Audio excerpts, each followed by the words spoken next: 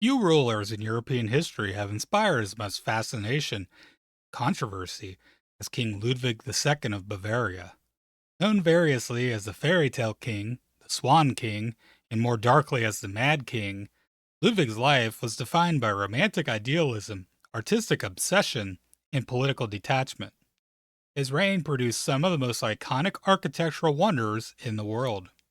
His death in 1886 remains one of the great unsolved mysteries of modern European history. Found lifeless in the shallow waters of Lake Starnberg alongside his psychiatrist, Ludwig left behind a legacy of castles, romance, and enigma that continues to intrigue historians more than a century later. Hello, everyone. Giant Stonehead here. If you enjoy obscure science and forgotten history, please feel free to like, comment, and subscribe. And now, let's talk about the Mad King. Ludwig II was born August 25th, 1845, into the Bavarian royal house of Wittelsbach. Raised in an environment steeped in chivalry and expectation, Ludwig developed a deep fascination with mythology, medieval chivalry, and the arts, in particular, the operas of Richard Wagner, whom he had later patronized extensively. Ascending to the throne in 1864 at just 18 years old, Ludwig inherited the kingdom caught in the shifting political currents of the 19th century Europe.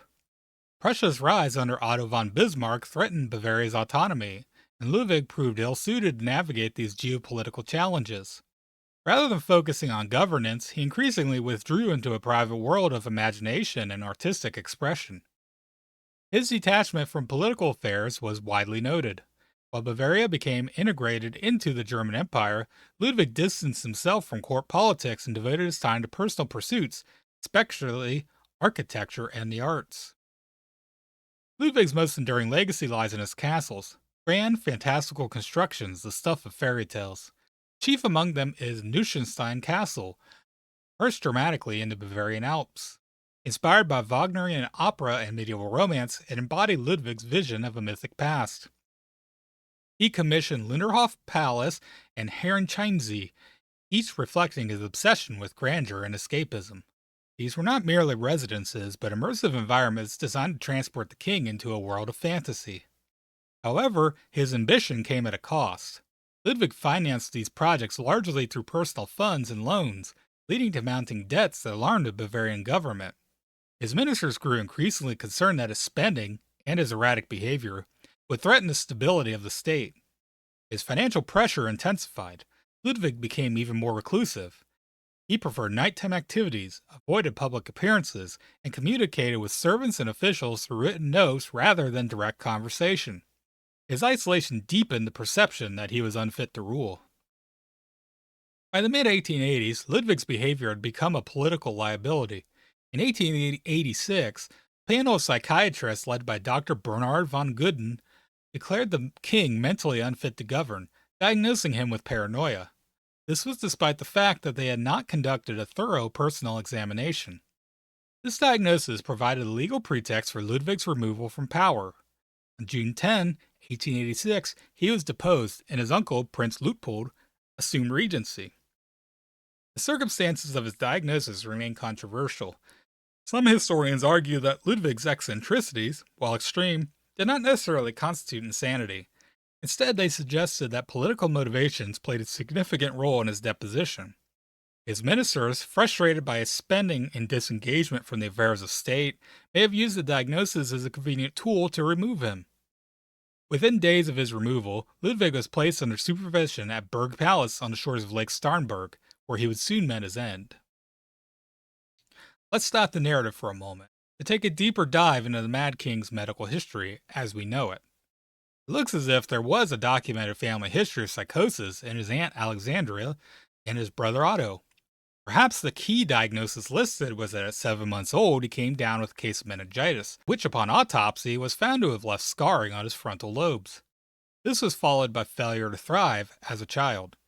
It looks as if there was a history of alcohol abuse as well into early adulthood. Some things are listed as abnormal behavior, and these might have included ranting, cursing, and dancing or unusual movements such as jumping, grimacing, or freezing in place.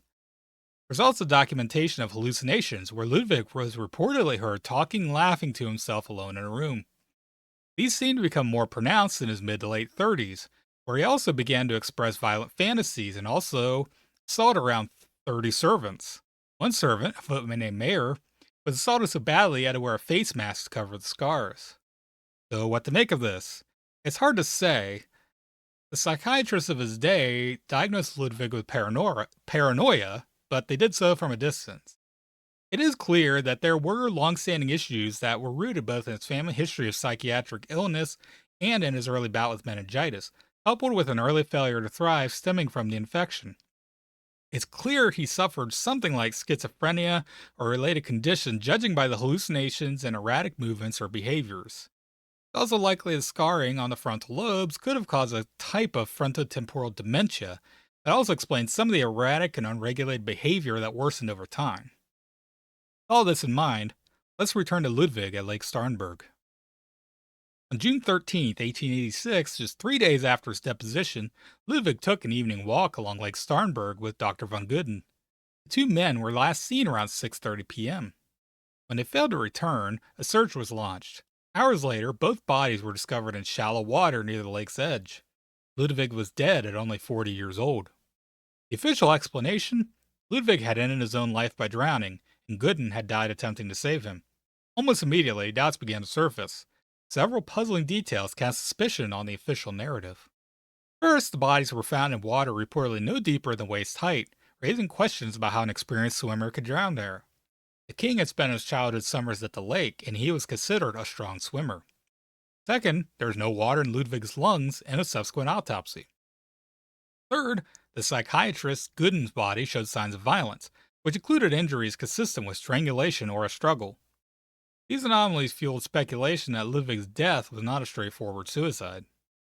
Scholars and archival sources continue to describe the event as occurring under mysterious circumstances, reflecting the enduring uncertainty surrounding this case. Over the decades, several competing theories have emerged to explain Ludwig's demise.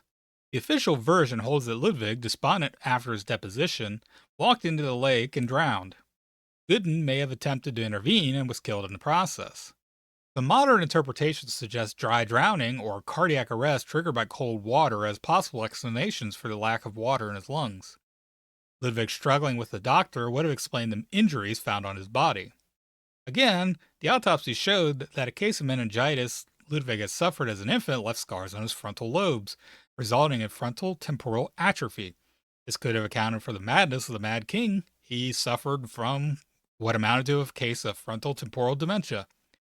A more dramatic theory posits that Ludwig was assassinated, perhaps by agents of the Bavarian government seeking to prevent his return to power.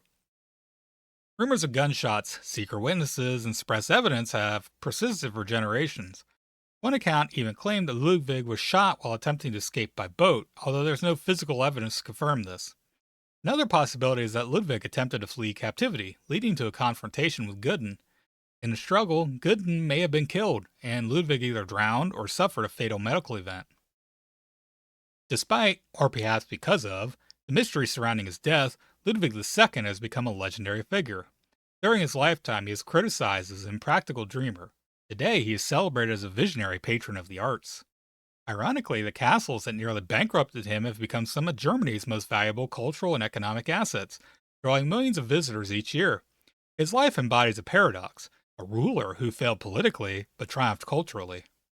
His story also raises enduring questions about the intersection of power, mental health, and political intrigue, ones that might be relevant today to modern Americans. Was Ludwig truly insane, or was he a misunderstood idealist undone by a pragmatic world? Was his death an act of desperation or despair, the final move in a calculated political coup, or something else entirely? More than a century later, these questions remain unanswered. On balance, with the king's erratic behavior and the atrophy of his frontal lobes that would have inhibited his ability to control his impulses, coupled with possible psychosis stemming from schizophrenia or schizoaffective disorder, I think the tragedy of his death was more than likely rooted in a behavioral disturbance rather than political intrigue. I think something along the lines of the third scenario, where the king attempted to escape and Gooden died trying to stop him, is the most likely. But what do you think? Do you think that there was political motive to have the king killed? Do you think he was truly mad, or that maybe he was just eccentric and they deposed him because he didn't fit with the style of government at the time? Maybe he just wasn't the right man for the job. Feel free to like, comment, share, and subscribe. I'll be posting here weekly. If there's anything you'd like me to cover next, let me know. Thanks so much for watching, and I believe in the future I will be covering King Ludwig II's castles. I think that would be an interesting deep dive. I don't know much about them, other than what I came across to make this video. So, let me know if that's something you're interested in. Till next week, we'll see you again.